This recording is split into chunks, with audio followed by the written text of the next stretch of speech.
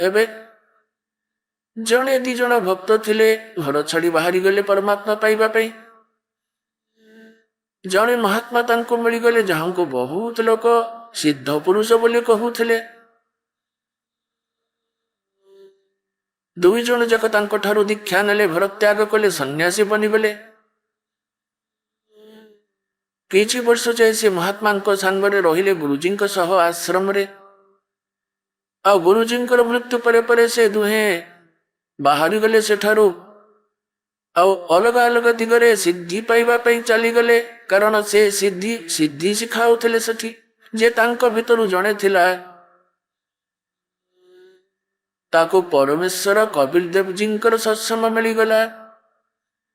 जेमिति आपनकु एबे कहली जे परमात्मा तीनोटी स्थिति रे थांती, निजर ई संसारर समस्त कार्य को संभाळु थांती। जणे तो सभा उपरे बसिछंती, पूरा ब्रह्मांड को कंट्रोल करुछंती। अन्य रूप जेपरि प्रत्येक जुगरे गोटे जीवन एपरि करि जानती, बालक रूप रे प्रकट हुअंती, जन्म नियंती नाही, सशरीरे आसंती सशरीरे चली जानती। कलि जुगरे 120 वर्ष रहिथिले से एवं निजर ज्ञान प्रचार करे, निजर अमृत बाणी लिपिबद्ध करे, निजर सारा ज्ञान समस्त सूक्ष्म भेद देई करी चली जाइथिले, सशरीरे चली गले।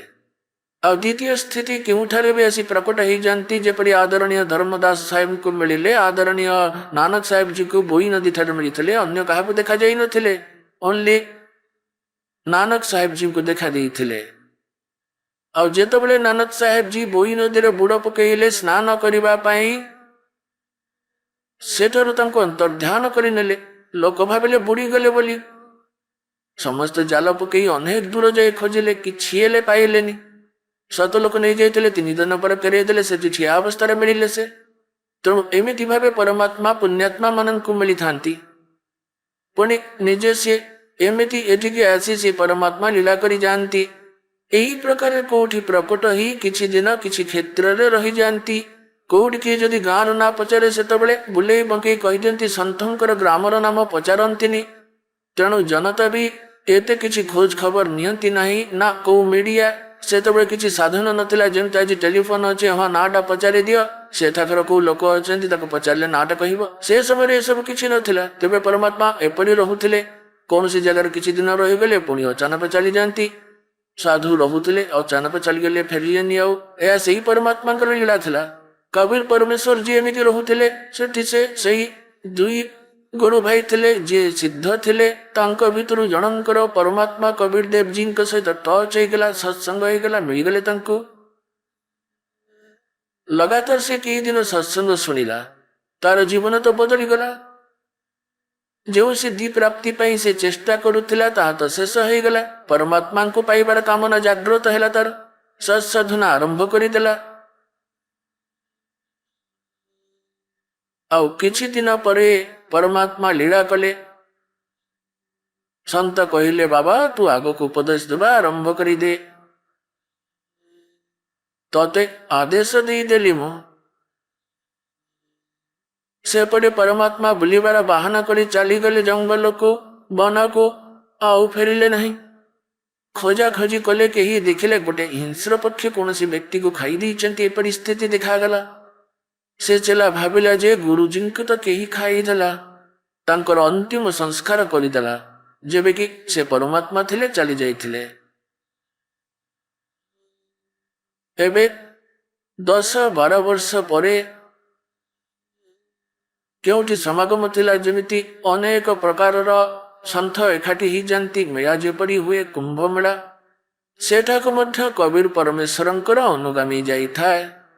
सेठाको आसिले पूर्व वाला गुरुंकर चेला मध्य, से सिद्धि प्राप्ति रे बाहरी जाइथिले।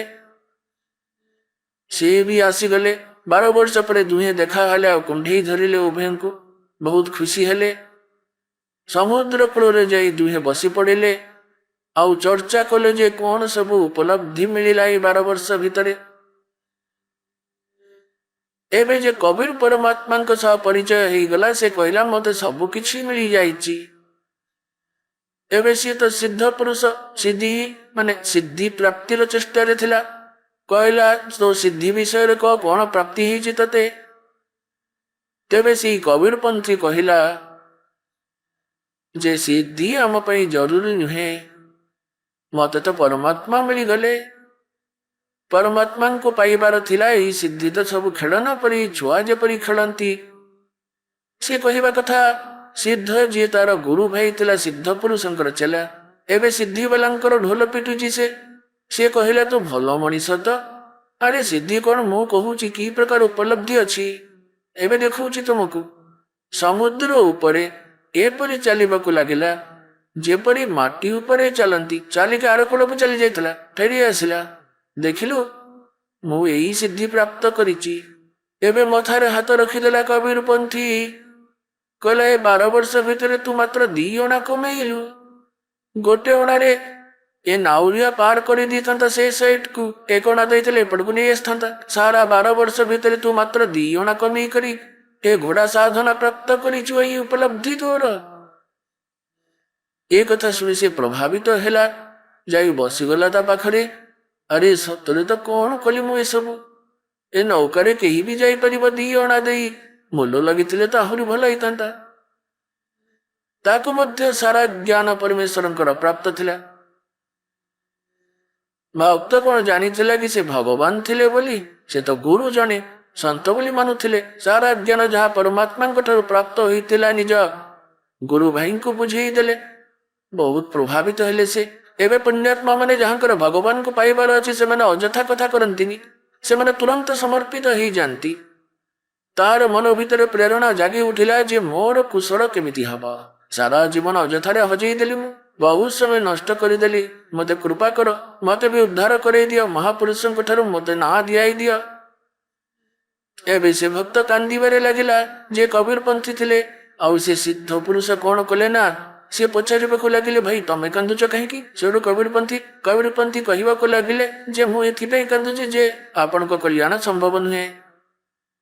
ଭାଇ ଏମିତି କଣ ହେଲା ଯେ ମୋର କଲ୍ୟାଣ ସମ୍ଭବ ନୁହେଁ କହୁଛ? ତାପରେ କବିର ପନ୍ଥୀ କହେ ଯେ, ଭାଇ ମୋ କଥା ଶୁଣ। ତମେ ଆଉ ମୁଁ ଗୋଟିଏ ଗୁରୁଙ୍କର ଚେଲା ଥିଲୁ। ତମେ ସେଇ ଗୁରୁଙ୍କ ପାଖରେ ସିନିୟର ଥିଲ, ମୁଁ ଜୁନିୟର ଥିଲି। ସିଦ୍ଧି ଏକାଠି କଲୁ।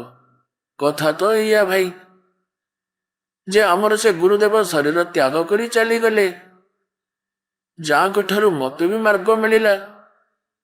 ଏବେ ତମର କଲ୍ୟାଣ ହେଇପାରିବ ନାହିଁ। ଏହା ଶୁଣି କହିଲା ସେ, ଦେଖ, ଗୁରୁଜୀ ଶରୀର ତ୍ୟାଗ କରି ଯାଇଥାଇ ପାରନ୍ତି, ହେଲେ କାହାକୁ ତ ନିର୍ଦ୍ଦେଶ ଦେଇଥିବେ ତାଠାରୁ ନାଁ ନେଇ ନେବି। କବିର ପନ୍ଥୀ କହିଲେ ଯେ ତାହାଠାରୁ ତମେ ମନ୍ତ୍ର ନେଇପାରିବ ନାହିଁ, କାହିଁକି ନା ଗୁରୁଙ୍କୁ ପରମାତ୍ମା ତୁଲ୍ୟ ମାନିବାକୁ ପଡିଥାଏ।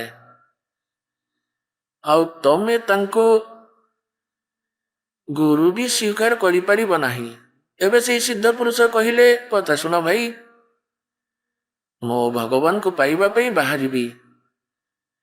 ମତେ ତମେ କାହାଠାରୁ ଗୁରୁ ମନ୍ତ୍ର ଦିଆଇ ଦିଅ, ମୁଁ ତାଙ୍କୁ ମଥା ଉପରେ ରଖିବି। ଭାଇ ମତେ ପରମାତ୍ମା ଦରକାର। ତାପରେ ସେ କହିବାକୁ ଲାଗିଲେ, କିଏ ନା କବିର ପନ୍ଥୀ, ଯେ ସେ ଦାସକୁ ଆଦେଶ ଦେଇ ଯାଇଛନ୍ତି।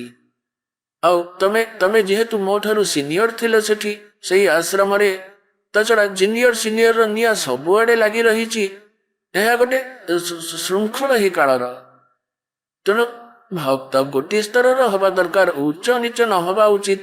ଆଗ ପଛ କିଛି ନୁହଁ, ସମସ୍ତେ ଏକ ପିତାଙ୍କର ସନ୍ତାନ। ଗୋଟେ ବଡ ପୁଅ, ଅନ୍ୟଟି 15 ବର୍ଷ ସାନ, ହେଲେ ବି ଗୋଟିଏ ବାପର ଏକା ଭାଇ ଭଉଣୀ ଅଛନ୍ତି। ତେବେ ଏପରି ସିଏ କହିଲା ଯେ ତମେ ମୋ ଠାରୁ ମନ୍ତ୍ର ନେଇ ନେଲେ ବି ଭାବ ଆସୁନାହିଁ ମୋ ଭିତରୁ, କାହିଁକି ନା ତମେ ମୋ ଠାରୁ ସିନିୟର ଥିଲ। ପାଦ ଧରି ପକେଇ କହିଲା, ୟା ଠାରୁ ବଢି ଆଉ କଣ ଭଲ ଅଛି? ଆଉ ମିଳିବ ବା କୋଉଠି? ମୋ ଗୁରୁ, ଆଜିଠାରୁ ତମେ ମୋର ଗୁରୁ। ଆଜିଠାରୁ ମୁଁ ଆପଣଙ୍କ ଦାସ, ଆପଣ ମୋର ଭଗବାନ। ମତେ ଗୁରୁ ମନ୍ତ୍ର ଦିଅନ୍ତୁ। ତାପରେ ନାମ ଦେଲେ, ଦୀକ୍ଷା ଦେଲେ, ଆଉ ଦୁହେଁ ମିଶି ବହୁତ ଭଲ ସାଧନାର କଲ୍ୟାଣ ପଥରେ ଚାଲିଲେ।